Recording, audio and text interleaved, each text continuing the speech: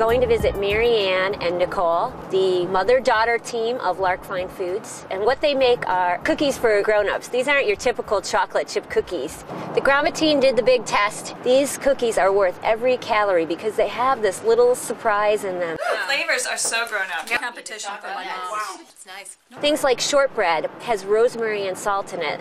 Gourmet flavors that you wouldn't put together, but when you taste it, you know that they should be together.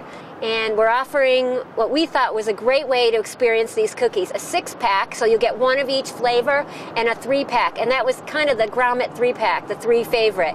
But either way you pick it out, I'm sure you will find one that becomes your favorite. No, we're definitely handmade here. The question is, how did you guys get started? My mother always cooked, and I cooked, because she cooked, and someone was always in the kitchen. And then I got pregnant.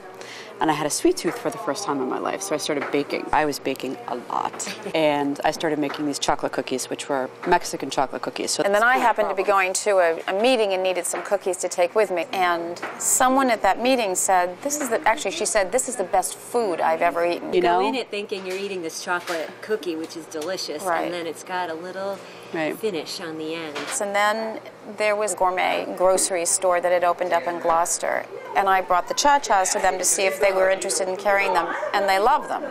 And then what happened is we started getting unsolicited phone calls from these people that just said, you don't know who I am, but I wanted to tell you how great we think your cookies are.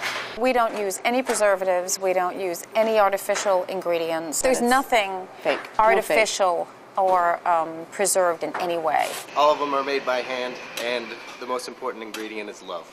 When we started off and we were doing kind of the spicy thing, I think that we could have gone one way and done the kind of hot sauce mentality. Right. And we didn't, and we kind of veered back to a cocktail party type, someone who wants a cookie but doesn't want a chocolate chip cookie. Scortens are sort of sweet and savory olive wafers, and the olives are salt cured. Mm-hmm. It is a cookie base, but there's so much in there that's not cookie material. I might eat a Scorten with a dish of ice cream, but I'm more inclined to eat it with cheese. Or a glass of wine. Yes, it's definitely... So you would put that with what type of cheese? I would do it with blue cheese, or a goat cheese is really good with it.